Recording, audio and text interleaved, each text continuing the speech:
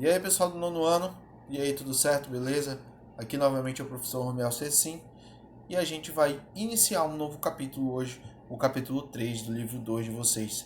A gente vai falar sobre a Era Vargas, esse assunto tão importante, né, tão fundamental para o entendimento do nosso Brasil, para o entendimento da nossa história e, é claro, também futuramente para o vestibular, para provas que vocês irão fazer e para o ano letivo de vocês.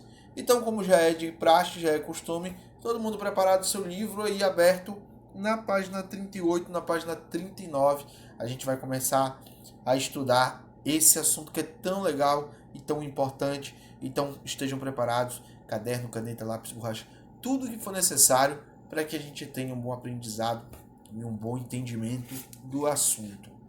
Beleza, galera, vamos lá. Todo mundo tá pronto. Vamos lembrar um pouquinho, né? Já que a gente andou pela Europa, né? Estávamos viajando aí pela Europa nos últimos assuntos, falando sobre fascismo, né? Falando sobre a Primeira Guerra Mundial. Vamos voltar para o Brasil, já que essa é a única forma que a gente pode estar viajando, né? Através da leitura, através das nossas aulas, já que o Covid não deixa a gente ficar passeando muito, né? Na verdade, é só por isso que eu não fui para a Europa esse ano, né? Por causa do Covid. Na verdade, infelizmente. Não é por outro motivo, não. Grana tinha, tá? Brincadeira. Vamos lá. Então a gente volta para o Brasil para a gente lembrar que o Brasil vivia, até onde a gente deixou o nosso último assunto, né, o Brasil vivia uma crise econômica, inclusive, que era já a decadência da política do café com leite, né? Aquela política onde havia uma alternância no poder entre paulistas e mineiros, né? Sempre era 4 anos o presidente do Partido Paulista, depois 4 anos o presidente do Partido Mineiro. E a gente parou nesse momento aí. Só que essa aliança entre Minas e São Paulo estava enfraquecida, né? E é isso que a gente vai entender a partir da nossa aula de hoje. Vamos lá na página 39, eu queria que vocês acompanhassem a leitura e eu vou deixar aqui algumas imagens ilustrativas que vão nos ajudar a entender melhor esse assunto. Beleza? Página 39. A crise da oligarquia cafeeira. Só beber uma água rapidinho aqui.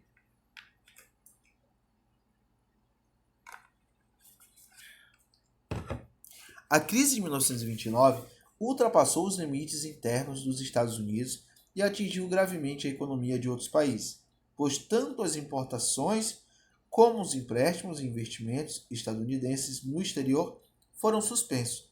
Os países agroexportadores, que vendiam produtos em grandes quantidades aos Estados Unidos e à Europa, ficaram sem os rendimentos da exportação e com quantidades enormes de produtos agrícolas estocados, sem conseguir compradores. O Brasil fazia parte desse grupo de países, cuja riqueza estava baseada na exportação agrícola, principalmente o café. Entre 1925 e 1929, a produção cafeeira chegou a representar 70% do valor de nossas exportações. Durante a crise de 1929, porém, a situação se complicou, porque o café era considerado um produto de sobremesa e não um gênero de primeira necessidade. Por isso, sua procura caiu a níveis muito baixos no mercado externo. Ok. Um outro assunto que a gente já... Opa, deixa eu aparecer aqui. O outro assunto que a gente já trabalhou também, não faz muito tempo, foi a crise de 1929, né, que mergulhou os Estados Unidos numa grave crise econômica, trazendo milhões de desempregados. E é claro que todo mundo que tinha relações comerciais com os Estados Unidos acabou sendo prejudicado também, porque os Estados Unidos era uma potência muito compradora. E aí a gente volta para o Brasil e vai ver que um dos principais consumidores do café brasileiro era os Estados Unidos.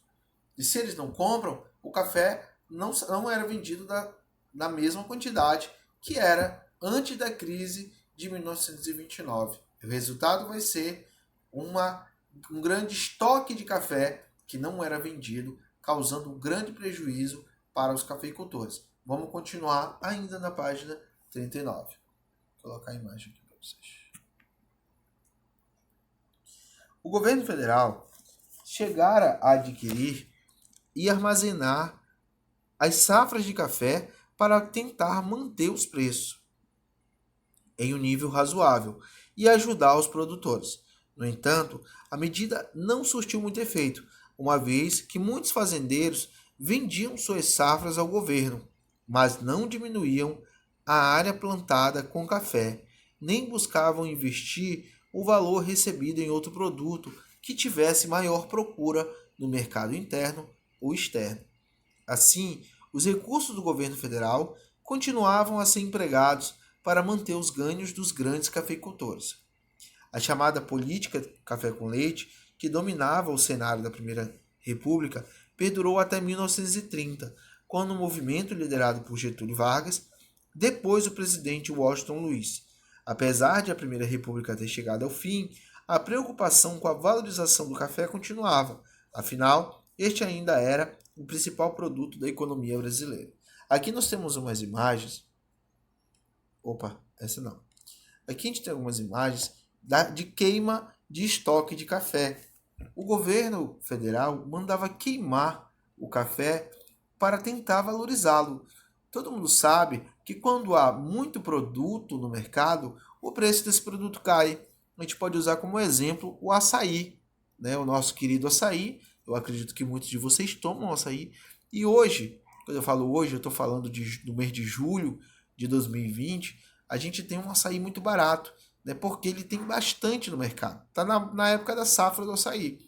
Se tiver pouco açaí, esse valor vai subir. Então, o objetivo do governo ao queimar o café, olha aqui uma imagem muito interessante do café sendo queimado, e não era pouco café, eram centenas e milhares de toneladas de café que eram queimados. Eles geravam fumaça que durava meses para apagar, só para vocês terem uma ideia, até mesmo anos para apagar a queima do café. Tamanha a quantidade de café que era queimado. Essa foi a forma que o governo achou de tentar aumentar um pouco o preço do café, valorizá-lo, apesar de que se estragava e o prejuízo era evidente. Passamos então para a página 40. Vamos falar então desse cara aqui, bem aqui, que aparece no centro da tela, que é uma das figuras mais importantes da história do país, da história do Brasil. E olha que o Brasil tem vários governantes, vários personagens que entraram para a história, seja para o bem ou para o mal, e um deles é esse cara aí, esse baixinho aí, meio carequinha em cima, Getúlio Dornelles Vargas. E curiosamente, ele vai entrar para a história pelo lado bom e pelo lado ruim. Vocês vão entender, é uma história longa, a história dele, a gente não vai acabar muito rápido, mas quando terminar, vocês vão ter um bom entendimento, eu tenho certeza, e entender a importância de Getúlio Vargas para a história recente do Brasil. Vamos lá, página 40, o governo provisório, 1930-1934. Getúlio Vargas assumiu o cargo de presidente do Brasil com a missão de organizar um novo governo, até que fossem convocadas novas eleições. Era o início do governo provisório. Em 1931, Vargas autorizou a queima de milhões de sacas estocadas, vou botar de novo a imagem na tela para vocês, para tentar elevar os preços do produto, mas não conseguiu solucionar a crise cafeeira. Então, foram adotadas outras medidas mais drásticas, como o aumento da taxa de exportações e a criação de um imposto de R$1.000, cobrado sobre cada novo cafeeiro plantado no estado de São Paulo, que acabaram surtindo efeito. Muitos fazendeiros trocaram a cafeicultura por outras atividades produtivas, e a produção de café foi se ajustando à procura internacional. Modernização e industrialização. Apesar dessas ações para solucionar os problemas do café, o governo Vargas deixava clara sua intenção de traçar um novo rumo para o país. Assim, a economia passou a priorizar o desenvolvimento das indústrias de base, representadas sobretudo pela produção de aço, máquinas pesadas, extração e refino de petróleo e geração de energia, ou seja, a produção de elementos que fossem a base para que outras indústrias se desenvolvessem. Isso seria feito pelo governo com uma forte intervenção do Estado em todas as esferas da produção. Diversos ministérios e órgãos técnicos foram criados com o objetivo de desenvolver o país, modernizar o Estado e o sistema produtivo, como o Ministério dos Negócios, da Educação e da Saúde Pública, Ministério do Trabalho, Indústria e Comércio, Conselho Nacional do Café e o Instituto do Açúcar e do Álcool. Bom, essas medidas... desculpa aqui, pessoal. Essas medidas tomadas por Getúlio Vargas demonstram que Getúlio tinha um novo plano para o país e que buscava se afastar muito dos ideais da política oligárquica ou da chamada República Velha. Getúlio tinha um plano de modernização do Brasil. Por isso mesmo, ele não ia mais investir somente no campo. O plano dele não era que o Brasil fosse apenas um exportador de matéria-prima, mas que o Brasil finalmente se tornasse uma potência econômica, uma potência industrial. Para isso, ele vai mudar alguns aspectos da política brasileira e criar novos ministérios, visando justamente essa mudança. O Brasil, pela primeira vez na história, passava a ser um Brasil mais urbano e menos agrário. Vamos continuar a leitura.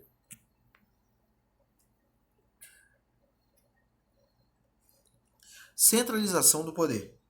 Em termos políticos, para diminuir as pressões das oligarquias regionais sobre o Estado e centralizar o poder em suas mãos, logo no início do governo provisório, Vargas dissolveu o Congresso Nacional e as câmaras estaduais e municipais.